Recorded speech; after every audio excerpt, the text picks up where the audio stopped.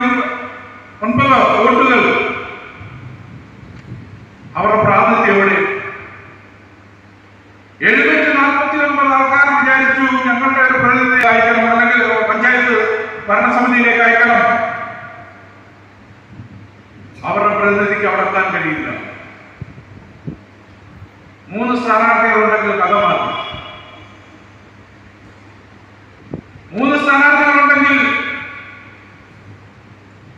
കുറച്ചോട്ട് മതി ജയിക്കാൻ. 10 വോട്ട് മേടിക്കുന്ന ഒരാൾ ജയിച്ചിരുന്നു.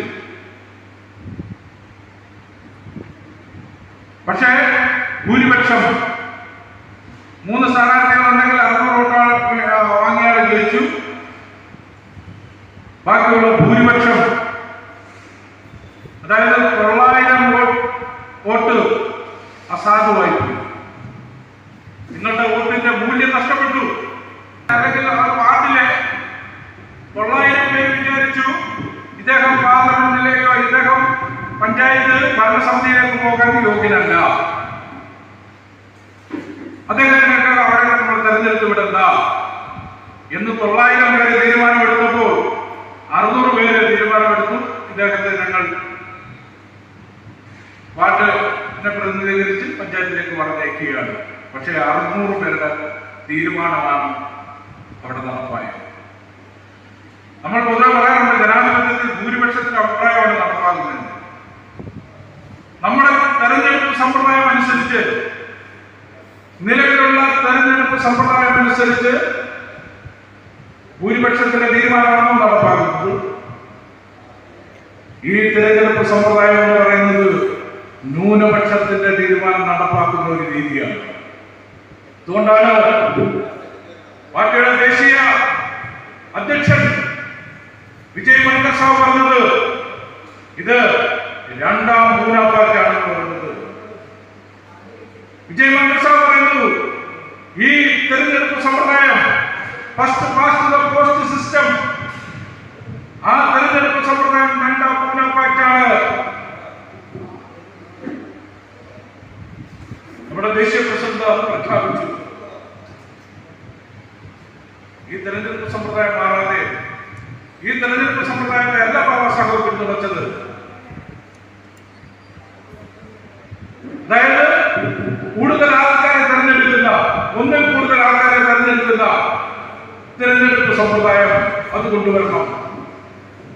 അപ്പൊ നമ്മൾ നിലവിലുള്ള ഈ സമ്പ്രദായത്തെ മാറ്റിയിട്ട് ജനാധിപത്യത്തിൽ ജനങ്ങളുടെ ആരെങ്കിലും കുറച്ച് ആൾക്കാർ വിചാരിച്ചു കഴിഞ്ഞാൽ ഒരു ന്യൂനപക്ഷത്തിന്റെ പ്രതിനിധിയെ ഭരണത്തിലേക്ക് കൊണ്ടുവരാനുള്ള ഒരു സംവിധാനമായി ഈ first past the post system എന്ന തെരഞ്ഞെടുപ്പ് സമ്പ്രദായം മാറുന്നതുകൊണ്ട് ലോകത്തിന്റെ ജനാധിപത്യവാദികൾ, ലോകത്തിന്റെ വിവിധ രാജ്യങ്ങൾ അവരുടെ രാജ്യങ്ങളിലുള്ള ഈ തെരഞ്ഞെടുപ്പ് സമ്പ്രദായം പാടെ മാറ്റിയിട്ട് അവരെന്തുകൊണ്ടുവന്നു? PR സിസ്റ്റം കൊണ്ടുവന്നു. പ്രാതിനിധ്യം ഉറപ്പിക്കുന്നതിന് വേണ്ടി ആനുപാതിക പ്രാതിനിധ്യം, ജനങ്ങളുടെ വോട്ടിന്റെ ആനുപാതികത്തിൽ പ്രാതിനിധ്യം ഉണ്ടാക്കുന്ന ഒരു സമ്പ്രദായത്തെ രാജ്യത്ത് കൊണ്ടുവന്നു.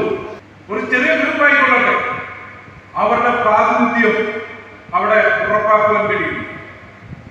ജനാധിപത്യം എന്ന് പറയുന്നത് പ്രാതിനിധ്യമാണ്. നമ്മുടെ യഥാർത്ഥ പ്രതിനിധികൾ നമ്മുടെ നിയമസഭകളിലില്ലെങ്കിൽ, നമ്മുടെ നിയമനിർമ്മാണ സഭകളിലില്ലെങ്കിൽ എങ്ങനെ ജനാധിപത്യത്തെ പൂർണ്ണമാക്കുവാൻ കഴിയും? അതുകൊണ്ട് പാർട്ടി പറഞ്ഞു ഈ തെരഞ്ഞെടുപ്പ് സമ്പ്രദായം മാറ്റണം. ഇന്ന് പാർട്ടി പറഞ്ഞ ഇക്കാര്യം ബില്ലായിട്ട് പാർലമെന്റിന് മുമ്പാകെ ഉണ്ട്. അതുപോലെ തന്നെ ഇപ്പോ തെരഞ്ഞെടുപ്പ് പരിഷ്കരണത്തെ കുറിച്ച് ചർച്ച ചെയ്യുന്ന കമ്മീഷന്റെ മുമ്പാകെ ഉണ്ട്. അപ്പോൾ ഇത്തരം കാര്യങ്ങളിലൂടെ യഥാർത്ഥ പ്രതിനിധികളെ, സെൻസസ് മാത്രമല്ല, അവിടെ യഥാർത്ഥ പ്രതിനിധികളെ അവിടെ എത്തിക്കാൻ കൊണ്ടുള്ള തെരഞ്ഞെടുപ്പ് പരിഷ്കരണം ഒരു രാജ്യത്ത് വേണം. അതുപോലെയാണ് മറ്റൊന്ന്, നമ്മുടെ ഈ സെൻസസ് അനുസരിച്ച് എന്താണ് നമ്മുടെ സാമ്പത്തികമായ വളർച്ച എത്രമാത്രമുണ്ട്, ഇവർക്ക് ഭൂമി എത്രമാത്രമുണ്ട് തുടങ്ങിയ കാര്യങ്ങൾ മനസ്സിലാക്കുവാൻ കഴിയും. എന്തുകൊണ്ട് നമ്മുടെ രാജ്യത്ത് അനേകം ഭൂസമരങ്ങൾ നടക്കുന്നു? നമ്മൾ പരിശോധിക്കണം. നമ്മുടെ രാജ്യത്തെ ഭൂസമരങ്ങൾ എങ്ങനെയാണ് നടക്കുന്നത്? ഇന്ന് ഓരോരുത്തരും നിങ്ങൾ അവകാശങ്ങൾക്ക് വേണ്ടി പോരാടും. എന്തിനാണ് നമ്മുടെ രാജ്യം സ്വാതന്ത്ര്യം നേടിയത്? വീണ്ടും വീണ്ടും പോരാടാൻ വേണ്ടി, പോരാടാൻ വേണ്ടിയുള്ള ജനസമൂഹമാണ് നമ്മൾ. അപ്പൊ ആരുടെ സ്വാതന്ത്ര്യമാണ് ഈ രാജ്യത്ത് നടപ്പാക്കുന്നത്? അപ്പൊ സ്വാതന്ത്ര്യം എന്ന് പറയുന്നത് എന്താണ്? ഈ രാജ്യം നമ്മുടേതല്ലേ? ഈ രാജ്യത്തിന്റെ വിഭവങ്ങളിലുള്ള പങ്കാളിത്തം നമുക്ക് വേണ്ടേ? അതെല്ലാം നിഷേധിച്ചുകൊണ്ടിരിക്കുന്ന ഒരു സാഹചര്യം. നമ്മളിപ്പോഴും സമരത്തിലാണ്. ഈ രാജ്യത്തെ താഴെത്തട്ടിൽ കിടക്കുന്ന ഒരു ജനവിഭാഗം എപ്പോഴും സമരത്തിലാണ്. അവർ സമരം ചെയ്തുകൊണ്ടേയിരിക്കുകയാണ്. അടുത്ത തലമുറയും സമരത്തിലേക്കാണ്. ഇത് മാറണം. ഈ വ്യവസ്ഥ മാറണമെങ്കിൽ ജനാധിപത്യ സമ്പ്രദായത്തിൽ ഭരണഘടനയിലൂടെ നമുക്ക് നിയമനിർമ്മാണങ്ങളിലൂടെ നമുക്ക് സാധ്യമാക്കി എടുക്കുവാൻ കഴിയും. ജനാധിപത്യ രാജ്യത്ത് നിയമനിർമ്മാണങ്ങൾ നടക്കണം. അതിന് പാർട്ടി മുമ്പോട്ട് വെക്കുന്നു. ഭരണഘടനയിൽ ഭേദഗതി കൊണ്ടുവരണം. നമ്മുടെ അവകാശങ്ങളുടെ 3 തലമുറ കഴിഞ്ഞിരിക്കുന്ന ഈ രാജ്യത്ത്, ഈ ലോകത്ത് അവകാശങ്ങളുടെ 3 തലമുറ, അവകാശങ്ങളുടെ കൈമാറ്റം ഇങ്ങനെ നടന്നുകൊണ്ടിരിക്കുകയാണ്. 1ാം തലമുറ സിവിൽ ആൻഡ് പൊളിറ്റിക്കൽ റൈറ്റ്സ്, 1ാം തലമുറയിലാണ് അത് കിട്ടുന്നത്. 2ാം തലമുറ economical and cultural rights, social, സാമൂഹികവും സാമ്പത്തികവും സാംസ്കാരികമായ അവകാശങ്ങൾ മൗലിക അവകാശമാക്കി മാറ്റുന്ന 2ാം തലമുറ. 3ാം തലമുറ കളക്റ്റീവ് റൈറ്റ്സ്. ഇങ്ങനെ ലോകത്തിൽ നിന്നെല്ലാം മാറ്റി അതെല്ലാം അവരുടെ മൗലിക അവകാശങ്ങളാക്കി ദക്ഷിണാഫ്രിക്ക അടക്കമുള്ള രാജ്യങ്ങളിൽ അവരുടെ ഭരണഘടനയിൽ ഭേദഗതികൾ കൊണ്ടുവന്നിട്ട് ഇതെല്ലാം അവരുടെ മൗലിക അവകാശമാക്കി മാറ്റി. എന്താണ് അതിന്റെ ഫലം? ഇന്ന് നിങ്ങൾക്ക് ഭൂമിയില്ല എന്ന് പറഞ്ഞുകൊണ്ട് നിങ്ങൾക്ക് കേസിന് പോകാൻ കഴിയില്ല. നിങ്ങൾക്ക് ഭൂമിയില്ല, ഞങ്ങൾക്ക് ജീവിക്കാൻ നിവൃത്തിയില്ല എന്ന് പറഞ്ഞുകൊണ്ട് നിങ്ങൾക്ക് സുപ്രീം കോടതിയെ സമീപിക്കാൻ കഴിയില്ല. കാരണം അത് നിങ്ങളുടെ ഫണ്ടമെന്റൽ റൈറ്റ്സ് അല്ല, മൗലിക അവകാശമല്ല. നമ്മൾക്ക് കോടതിയെ സമീപിക്കാൻ കഴിയില്ല. പക്ഷേ ഈ അവകാശം മൗലികമാണെന്ന് മാറുമ്പോൾ നിങ്ങൾക്ക് ഇത് ഗവൺമെന്റുകൾ, നിങ്ങൾ ഭരിക്കാൻ ഏർപ്പെടുത്തുന്നവർ നിർബന്ധമായും അത് തന്നേ മതിയാവും. അതാണ് അവസ്ഥ. അങ്ങനെ വരുമ്പോൾ ഈ രാജ്യത്ത് മുത്തങ്ങ അല്ലെങ്കിൽ ചെങ്ങറ, അരിപ്പ തുടങ്ങിയ ഭൂസമരങ്ങൾ ഈ രാജ്യത്ത് നടപ്പാക്കില്ല.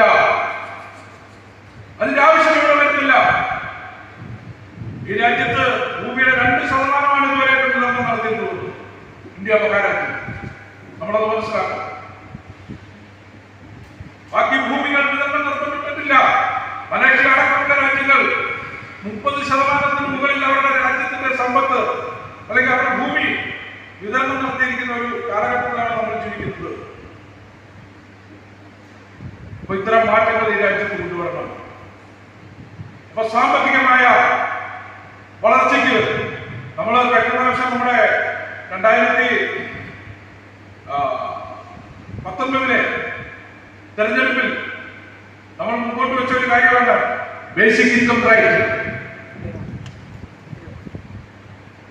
ആ ആവശ്യത്തെ അതിനു മുമ്പേ പാർട്ടിയുടെ ദേശീയ അധ്യക്ഷൻ പ്രഖ്യാപിക്കുകയും അതിനെ അടിസ്ഥാനമാക്കിക്കൊണ്ടാണ് കോൺഗ്രസ് ഈ ഒരു ആവശ്യം മുന്നോട്ട് വെച്ചത്.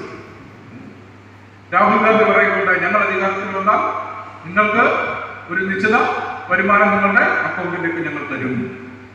ആദ്യമായിട്ട് ഇന്ത്യയിൽ സംസാരിക്കുന്നത് അംബേദ്കർ പാർട്ടി ഓഫ് ഇന്ത്യയാണ്. അംബേദ്കർ പാർട്ടി ഓഫ് ഇന്ത്യ സംസാരിച്ച കാര്യങ്ങളാണ് പിന്നീട് മറ്റ് രാഷ്ട്രീയ പാർട്ടികൾ ഏറ്റെടുത്തുകൊണ്ട് മുമ്പോട്ട് വരുന്നത്. അതാണ് ഞാൻ പറഞ്ഞത്, രാജ്യത്തെ പാർട്ടി എങ്ങനെ ജനങ്ങൾക്ക് അത്യന്താപേക്ഷിതമായി മാറുന്നു എന്നുള്ള കാര്യം നമ്മൾ പരിശോധിക്കണം. ഒരു രാഷ്ട്രീയ പാർട്ടി എന്നുള്ള നിലയിൽ നമ്മുടെ രാജ്യത്ത്